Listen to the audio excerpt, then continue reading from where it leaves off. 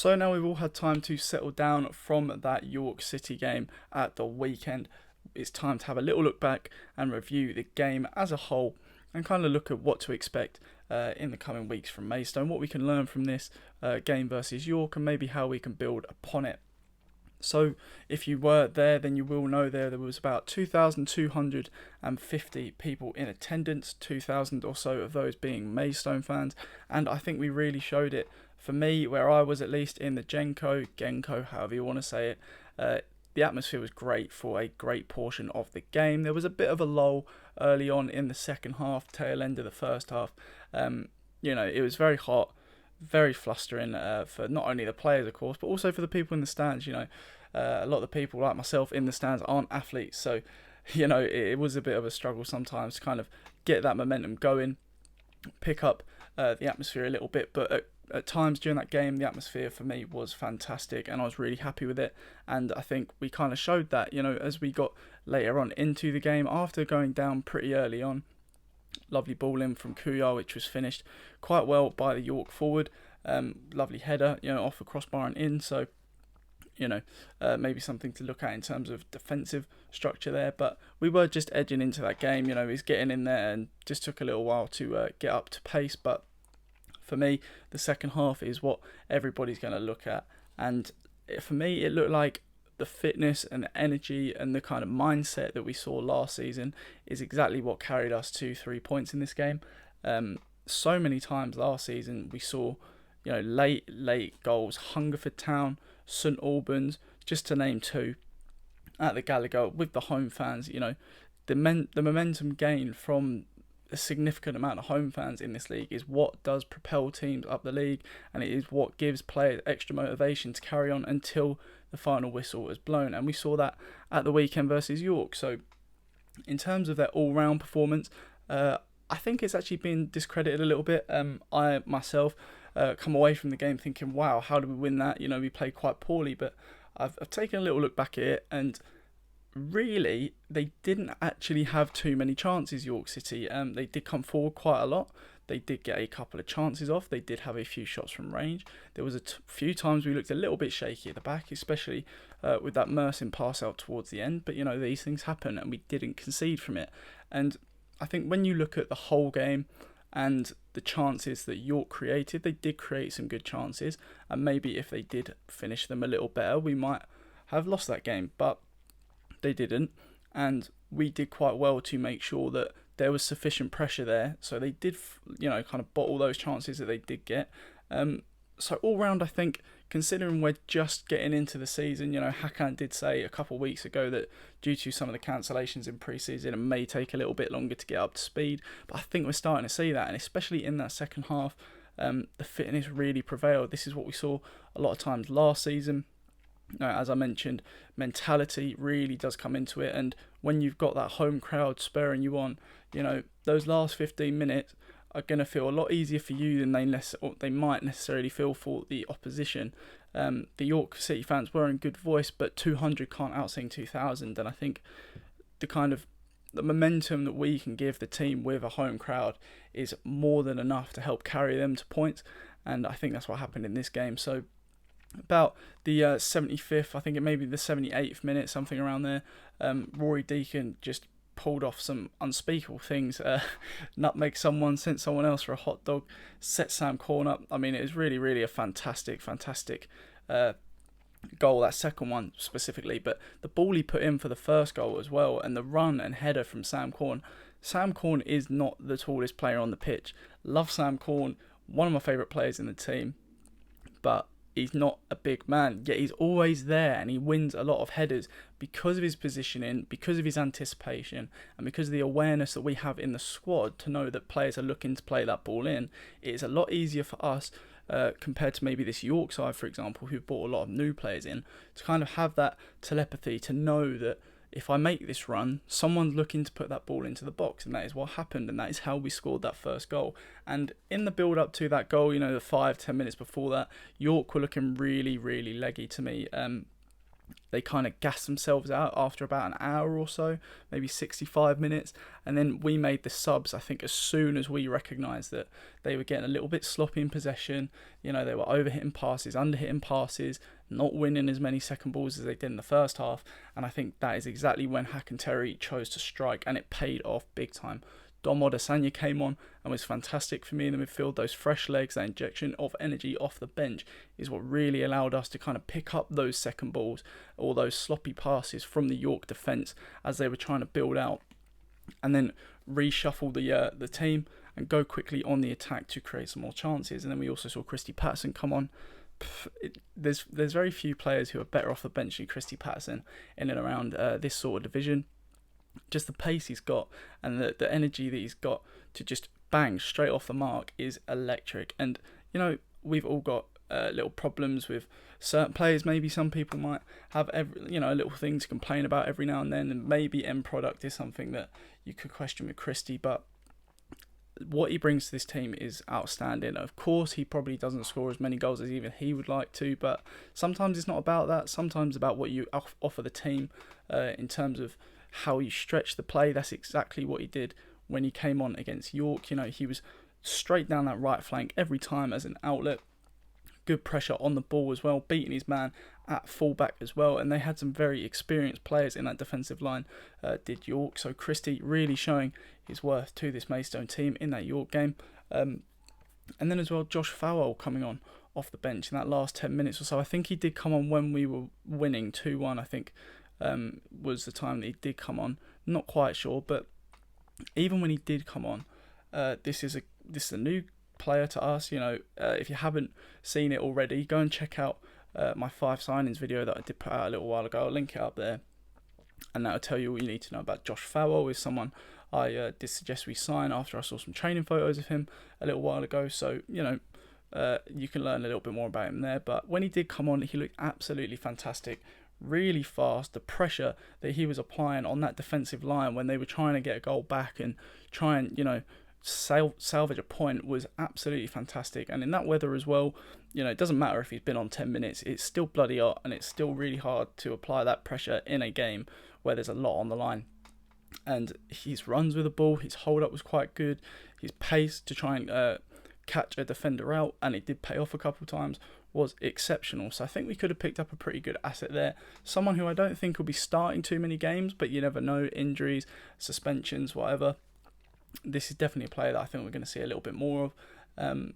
Hakan actually did release an article with it. Well, the KM did release an article with Hakan today, in which he talks about how he's been trying to sign him for a couple of years now, and he's very disappointed that it was more Farrell's agent that actually was keeping him away from us rather than Farrell himself. So this player that Hack's been looking at, player that he's very excited to have, happy to have, and he's been chasing for a couple of years now. So he'll be a good addition to the team, no doubt. But in terms of the whole game, I've got a few notes here about all the players. In terms of the defensive line, I thought they were pretty much faultless. I mean, obviously they did get caught out for the goal. It was a lovely ball in, you know, to be fair. It was an absolutely fantastic ball in, and sometimes you just can't defend them. You know, you see in the Premier League, you know, best defenders in the world sometimes can't defend a fantastic ball in, but you know, we did get caught out a little bit positionally. I think we still were just kind of building up into the game. It's still quite early on, about 8 to 10 minutes, I think. So not too much to write home about there. You know, the back line was actually quite disjointed in terms of positioning. Of course, Hoyt was playing left back. Fowler was playing right back. First time I think Cooley and Olaby have played a game together. So, you know, this communication, this telepathy is not going to be quite there when you're playing a kind of shifted around defensive line. But in terms of the general game, I think we didn't give away too many chances. Nothing particularly concerned me in terms of positional sense or sloppiness. I thought Lowell was fantastic. Cooley this season has actually been very, very good for me. In pre-season, he looked a little bit off the pace maybe in terms of trying to just impress people too much, make a statement on games, get too involved and pushed up a lot. His positional awareness wasn't, for me, up to standard, and I know a few other fans felt the same way. But as soon as the competitive games have started, he has been fantastic. Passing is really good. Long throws have been a pretty decent asset as well, and his defensive abilities have shown as well. So very happy with how he's performed. Fowler at right back, for me, just needs a little bit more confidence if he's going to be playing there more regularly. I don't think he will be, but you never know. And his final ball needs a bit of work as well, but he's not someone who regularly plays at fullback, so I can't really fault him there. Gavin Hoyt, again, exceptional for me. Really love Gavin. I mean, where can't this guy play? I'm sure you could probably stick him up front and he'd probably have a half decent game. You know, he's just so consistent in how he does perform every week. So, you know, really happy to see that from the captain as well, leading by example every week. Henry Woods, unfortunately for me, didn't have his best game, showed a lot of promise in pre-season, was quite good actually against Altrincham when he did come on in the circumstances of that game late on. But for me, this midfield in the first half, which is predominantly what Woods did play until Adesanya came on, was just quite overwhelmed by the very high pressure and quality of the York team. I think a lot of our team did look a little bit, you know, maybe not as up for it in the first half in terms of their confidence in playing balls or going for balls or winning second balls, challenges, things like that. I think Woodsy was just a little bit underconfident. I think if he'd just maybe applied himself a little bit more, we would have seen a lot more from him in that first half. But again, it was very difficult, so it's hard to tell. Had a pretty decent second half. Few little balls there, few little runs into the box, which were quite good. Unfortunately, balls couldn't find him, but you know, still plenty positives to look on there from him.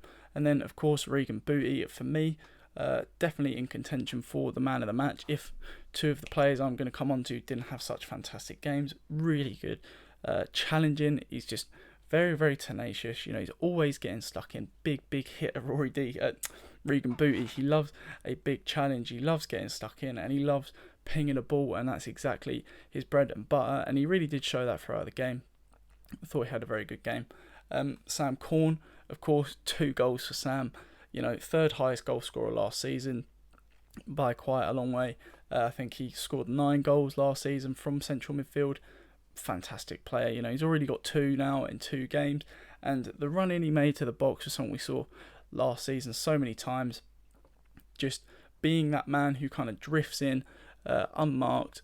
And he's got the ability to finish a shot as well. So, you know, A-star for Sam.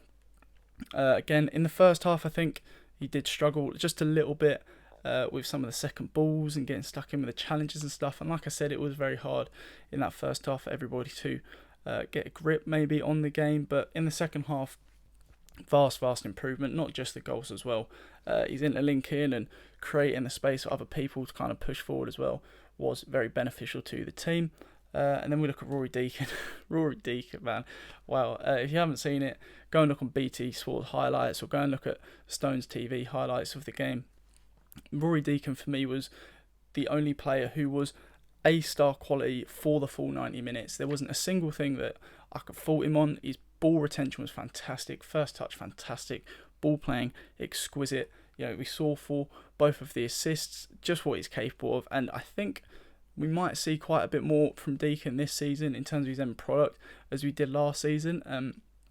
I think the National League is going to suit him a little bit better than the National League South. You know, the way teams set up, the space in the game sometimes, the more intricate kind of style of play rather than something more direct that relies on pace and long balls and things like that we saw working for a few teams last season. I think Rory's going to really flourish in the National League again, so hopefully we do see him continue that good form. And then, of course, Jack Barham as well did play. Again, didn't get too much in terms of chances and, you know, abilities to get a goal, but in terms of his energy and, again, pressure is just what defending from the front can do for this team. We saw the same from Olaby, so I kind of bundle them in together. Both showed pretty decent hold-up play. Unfortunately, again, like I say, this first half was really tough, so we didn't get too much in terms of chances. Olaby did actually get an opportunity in which I think he was fouled. I'm not sure if it's a penalty or maybe just a free kick, but he run through with the ball on his left foot in towards the box and was just about to strike and shoot the ball, and as he did, someone kind of clipped his foot. And for me, I thought that was a foul, but, you know, he got very unlucky there. But yeah, for me, you know, these players, again, Jack's just coming back from very long-term injury. James Olaby, of course, is just bedding into this team, so it's going to take him a little while to get up to full speed. And again, this telepathy that I keep talking about, kind of knowing what everybody's going to be doing, it's going to take him a little while to get hold of. But again, was very good against Altrincham when he came on, and did show some signs of quality in this team. But again, I think, you know, maybe against a less high pressure opposition, you know, if he was playing that last 30 minutes, I'm sure he could have picked up a couple of chances just when they kind of died down a little bit and was stopped, you know, with this very high pressure that they had throughout the game. I think, you know, we definitely can see a lot more from them, or expect to see a lot more from them in the coming weeks. They're looking pretty sharp as they're building back up. So hopefully, as I say, you know, more success from them too. And of course, I've already mentioned the subs, so we'll leave it there for them. York, you know, they're a great team. They really are a great team. There's no shame losing out to the Maidstone engine the last 20-30 minutes of a game. We see it last season so many times. Of course, with a couple of examples I've already given, but you know, I think York are going to do quite well this season. I'll be very surprised if they don't finish top half of the table.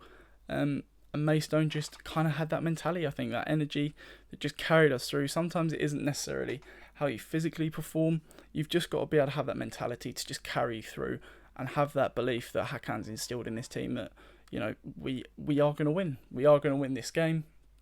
We're 1-0 down. We've been 1-0 down for 60 minutes. Doesn't matter. We can win this game. We will win this game. We're going to get chances, we're going to score them, and I think just having that mentality is what won us the league last season. Of course, different quality in this league now, but I think it'll see us quite well off. I'm going to be putting up a Dorking preview as well today, so hopefully you do get an opportunity to check that one out. Keep your eyes out for it, but hopefully you enjoyed this little roundup about the York game. Again, Dorking, I'll let you know how I feel about how that one's going to go. I'm going to be back commentating for the first time since the Welling game last season, so yeah, really excited to be back involved with Stones Live there. But hopefully you do listen, or at least make your way down to the Gallagher if you're able to. Tuesday night 7:45 kickoff, so hopefully you can make your way down, support the team, cheer them on, of course, against our National League South ex rivals in Dorking. So thank you all for watching the video. Really hope you enjoyed this little review, and I'll catch you all in the next one.